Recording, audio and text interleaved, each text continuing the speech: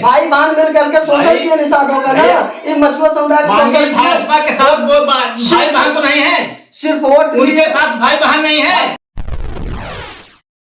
विश्वास न हो, आप जाकर पता लगा लीजिए। सबके घर पक्के घर, सौर ऊर्जा, लाइट, रात में लाइट जगमगाती रहती है, लाइट रहे या न रहे। मानी समाजवादी पार्टी की लाइट आज भी जलती है। अध्यक्ष जी, आप ये कहना चाहते हैं कि जब अकेले के दम पे जो है निषाद पार्टी सरकार बनाएगी तब हम लोगों को आरक्षण मिल पाएगा? सबसे ज्यादा आप ही लोगों सपा बसपा ने निषाद समाज को गुमराह किया और इन्हीं के वोट के दम पर इन दोनों की सरकार गुमराह नहीं हो रही है, निषाद समाज भी गुमराह नहीं हो रही है। अच्छा ही बताओ।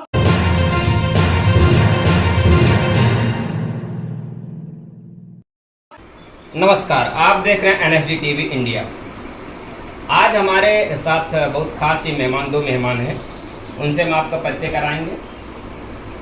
एक है निषाद पार्टी के जिला अध्यक्ष राजेश निषाद जी, और दूसरे भी राजेश निषाद ही हैं, लेकिन वे प्रधान जी हैं और साथ ही सपा के विधानसभा उपाध्यक्ष हैं। हाँ प्रधान जी, बताइए आप अपने बारे में थोड़ा पहले। सबसे पहले मैं NSD टीवी को धन्यवाद देता हूं। मैं राजेश कुमार निषाद, ग्राम सभा तुरकोली विधानसभा पट्टी का ग्राम प्रधान हूं और समाजवादी पार्टी का पट्टी विधानसभा का उपाध्यक्ष भी हूं। जी प्रधान जी, बहुत बहुत स्वागत है आपको मेरे न्यूज़ चैनल में। सबसे पहले मैं आपसे ये जानना चाहता हूँ, आप निषाद समाज से हैं, सपा में रह के आप निषाद समाज के लिए क्या उपलब्धियाँ हासिल किए हैं और आपके समाज में क्या अहमियत है, इसके बारे में थोड़ा आप हमको जानकारी दीजिए। मैं अपने समाज की समस्या को लेकर माननीय राम सिंह पटेल जी के पास जाता था और उन समस्याओं का समाधान भी कराता था। जैसे कि आप पता लगा लीजिए, हमारे ग्राम सभा में मैं BDC था और हमारे बगल के चाचा लगते हैं श्री मोतीलाल निषाद जी प्रधान थे। मैंने राम सिंह पटेल माननीय विधायक जी से मिलकर के अपने ग्राम सभा को समग्र करवाया। आप जाकर पता लगा लीजिए, हमारे ग्राम सभा में आने जाने के लिए रास्ता नहीं था। आज आप वहां से निकलिए, जिस पूर्व में जाइए, आपको पक्की सड़क, RCC, इंटरलॉकिंग की व्यवस्था हुई है और हर घर में आप तुरकोली ग्राम सभा में चले जाइए, लगभग हर व्यक्ति के पास एक पक्का मकान होगा। जी राजेश जी, आप सबसे पहले आप अपना परिचय दे दीजिए। सबसे पहले हम NSD टीवी को अपनी तरफ से पार्टी तरफ से धन्यवाद देता हूँ। मैं राजेश कुमार निषाद, जिला अध्यक्ष निषाद पार्टी सुल्तानपुर। जी ठीक है राजेश जी, आपका बहुत बहुत स्वागत है हमारे चैनल में। आप आरक्षण पे भी कोई भी मतलब कोई भी न्यूज़ आई नहीं है, क्या मिल रहा है या नहीं मिल रहा है? डॉक्टर साहब तो ये सबको आश्वासन दिए थे कि जैसे सत्ता में आऊँगा मैं आरक्षण जो है आप लोगों को निषाद समाज को 17 पिछड़ी जातियों को दिलवा दूंगा। इस पर आप क्या कहना चाहेंगे? पहली बात तो अभी जैसे निषाद पार्टी सत्ता में नहीं है, भाजपा की सहयोगी दल है, अभी हम सहयोग है, अभी पूर्ण बहुमत की सरकार हमारी नहीं है। रही बात में प्रधान जी ने कहा कि सपा भी जो है आरक्षण की बात करती रही। अगर हम कहते हैं अगर सपा और बसपा आरक्षण की बात करती है तो जब भी सपा की जब सरकार जाने लगती थी, 5 साल पूरा होने लगता था, तब वो जो है 17 जातियों के नाम पे गुमराह करती थी और देती थी। लेकिन बस इसी बात पे मैं आपको थोड़ा सा रोकना चाहूंगा, लेकिन यही बात तो भाजपा ने भी की आपके साथ। लास्ट में जो है आपको जो है बाद में जब चुनाव आने वाला था तभी भाजपा ने भी आपको आश्वासन दिया कि आरक्षण देंगे। बात तो फिर वही आ गई सपा बसपा और भाजपा की।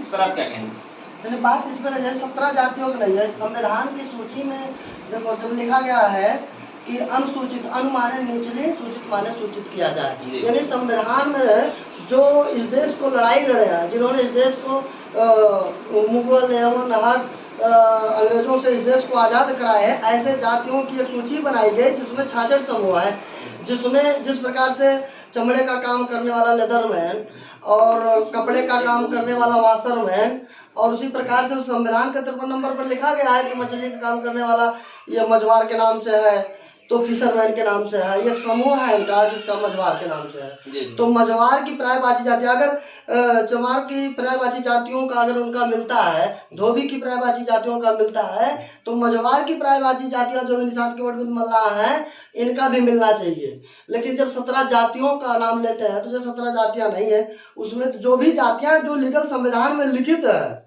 जो संविधान में है उसकी आवाज उठाई जाएगी। आज देख लो डॉक्टर साहब, महामना डॉक्टर साहब जी ने कभी हम लोग रोड पर आंदोलन करते थे आरक्षण के लिए, कभी आरक्षण की आवाज उठाते थे, कभी उस बात को हम लोग रोड पे कहते थे।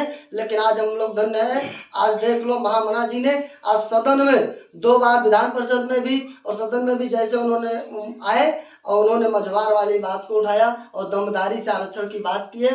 सारे समाज को विश्वास है कि आरक्षण जो है निषाद पार्टी मामला डॉक्टर संजय कुमार निषाद जी दिलवा सकते हैं, क्योंकि सही बात को लेकर के चल रहे हैं। अगर वास्तव में चमार भाई का मिल रहा है, अगर धोबी भाई का मिल रहा है तो मझवार का मिलना चाहिए।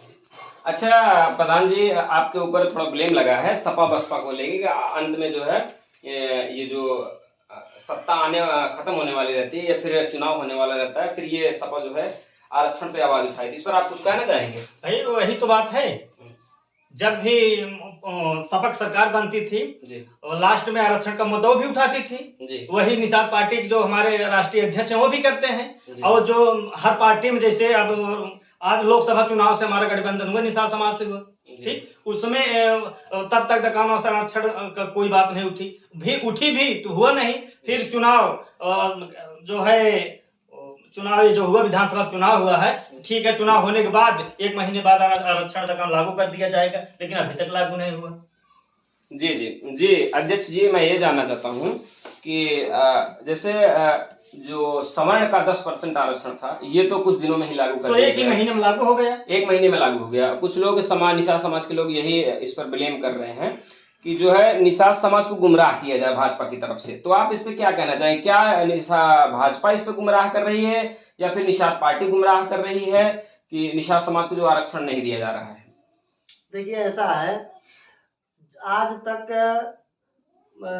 बड़ी जातियां सवर्ण लोग बहुत मंत्री बने, सपा में भी रहे, बसपा में भी रहे, बहुत सारे मंत्री बने, कुछ भी बने, लेकिन आज तक ये जो भी 15% सवर्ण है कभी भी इन लोगों ने नहीं कहा कि मुझे आरक्षण चाहिए।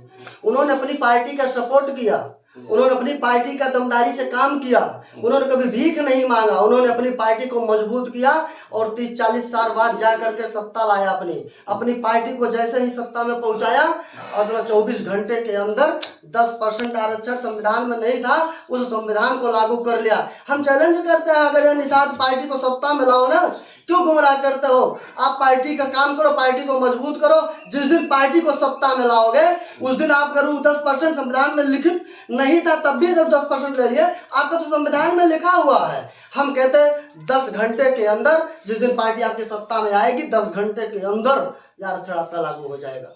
जी अध्यक्ष जी, आप ये कहना चाहते हैं कि जब अकेले के दम पे जो है निषाद पार्टी सरकार बनाएगी तब हम लोगों को आरक्षण मिल पाएगा? नहीं, आरक्षण की बात चल रही है। जैसे हमें टिकाऊ आरक्षण चाहिए ना, अभी 17 जातियों का है, कभी भी कैंसिल हो सकता है, क्या हो सकता है, लेकिन टिकाऊ आरक्षण जैसे मझवार का टिकाऊ है, अगर एक बार लागू हो गया तो फिर नहीं हट सकता। तो टिकाऊ लोग 24 के बाद हो जाएगा जी। अरे यार, टिकाऊ आरक्षण 24 के पहले हो या 24 के बाद हो कि 27 में हो, लड़ाई लड़ रहे हैं। आज तक तो हम तो खुश इस पर है मामला मानी डॉक्टर संजय कुमार निषाद जी से, कभी जो समाज आरक्षण का माने ही नहीं समझता था, कभी वो आरक्षण माने पूछो तो जन्म ही नहीं करता था, तो आज वह समाज अगर आरक्षण के लिए लड़ाई लड़ रहा है, गांव में भी जाओ अगर कहता हमें आरक्षण चाहिए, यार इससे बढ़िया क्या चीज है? तो कम से कम खुशी है हमें, इस बात की खुशी है।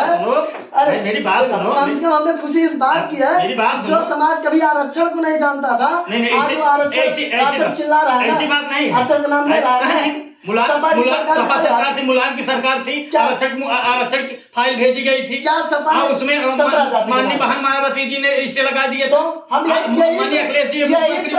यही तो समस्या है भाई बहन में, भाई देता है बहन रिश्ते लगती है, भाई लेता है रिश्ते लगती है। आरक्षण कोई नहीं 35 साल से भाई बहन का यही है ना कि एक बार मैं दे रहा हूँ आप रिश्ते लो, फिर हमारी सरकार बनेगी, फिर आपकी बनेगी, फिर हमारी बनेगी। तो 70 साल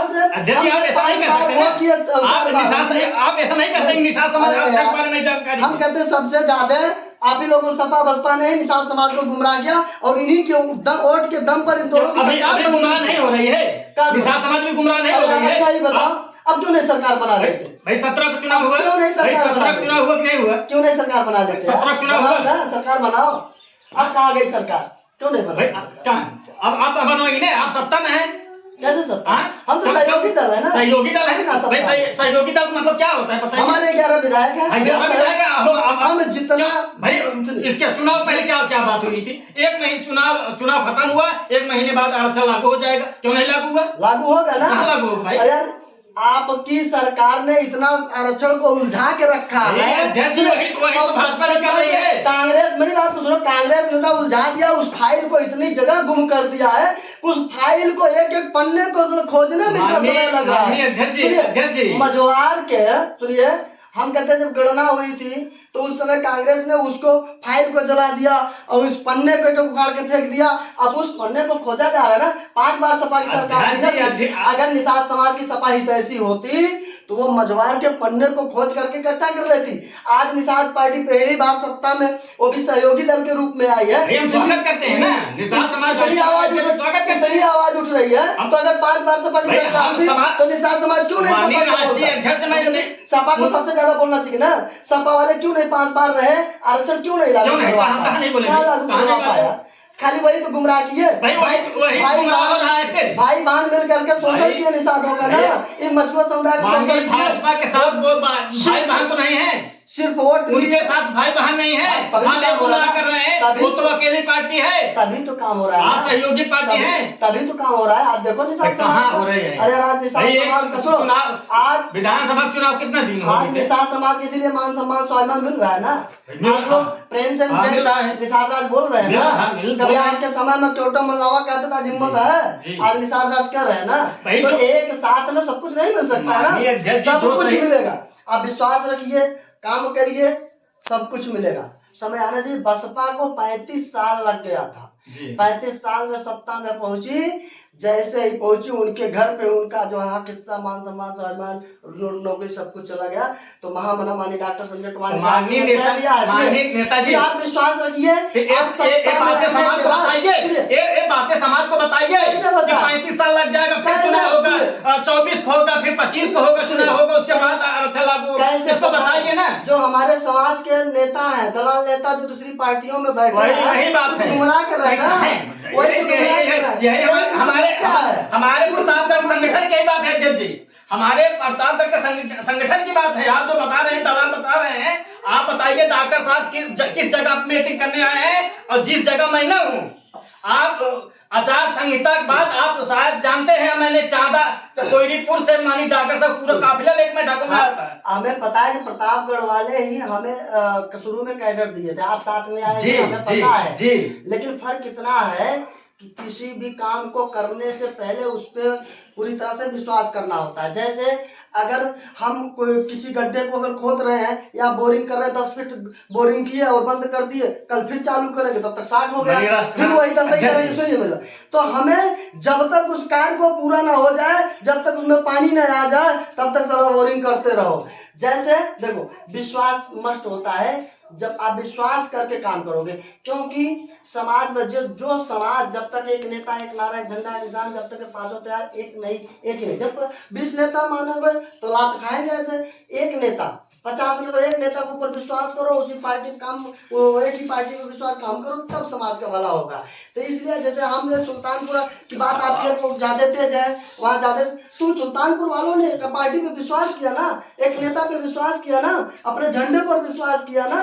जाके देखो गाँव का झंडा लगा है, आपके गाँव में झंडे नहीं दिख रहा है जल्दी से, हर दीवारों पे जय निषाद राज लिखा है। तो पहले तो अपने गाँव के समाज में लिखवाओ ना, हर दीवारों पे जय निषाद राज लिखवाओ, अपने घर पे झंडा लगवाओ, तब होगा ना। माननीय अध्यक्ष जी, एक आप जिला अध्यक्ष है ना, एक जिला अध्यक्ष आप है ना, आपका आदेश अनुसार होता है ना।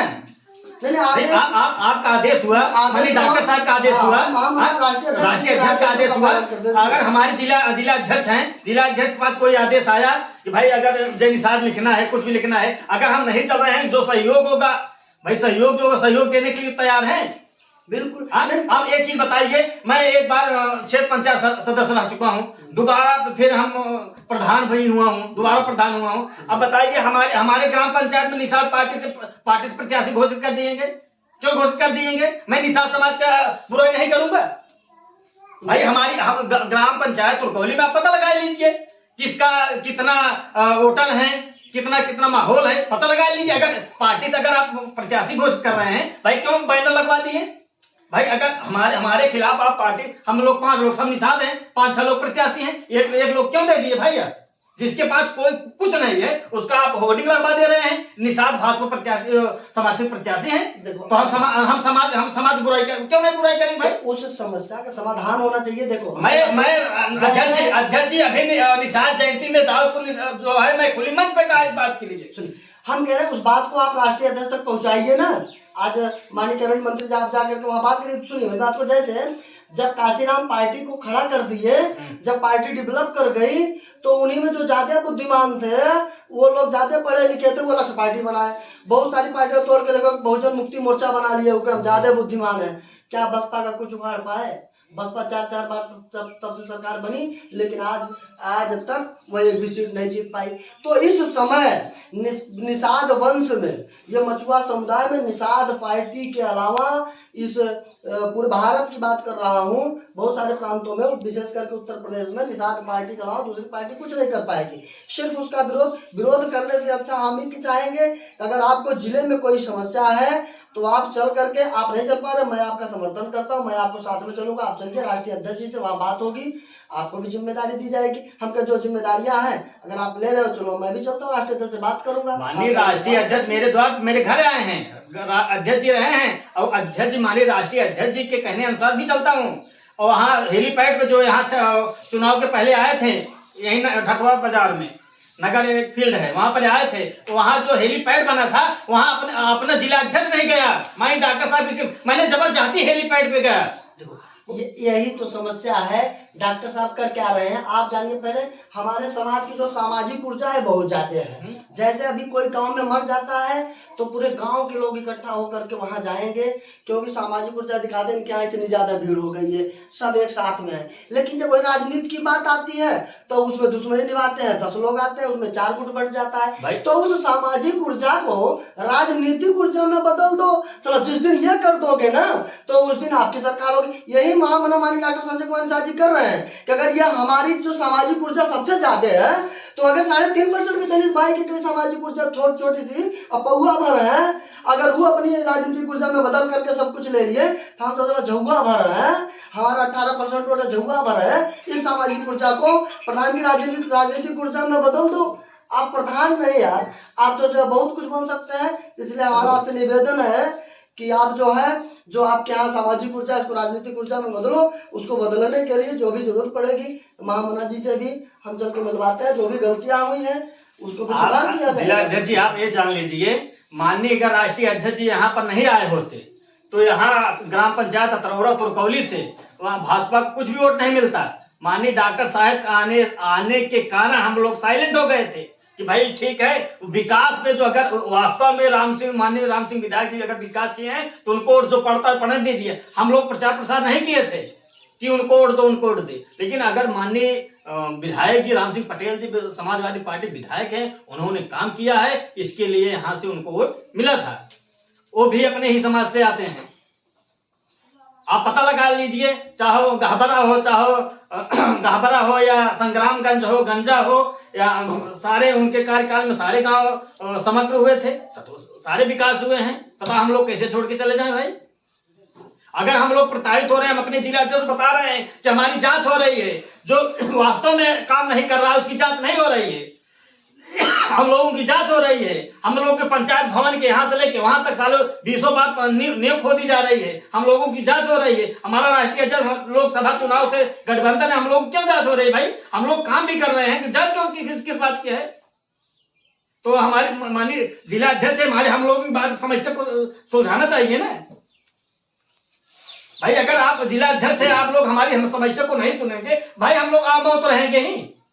चलिए ठीक है, हम कह रहे हैं अगर कोई समस्या है यार, अगर छोटी दवा है, अगर नहीं ठीक होता तो उसका एक्सरे करवाओ ना, जा करके फिर वो एमबीबीएस डॉक्टर दवा तो झोला छाप डॉक्टर दवा ले रहे हैं। बहुत जल्द मैं एक्सरे कराऊंगा,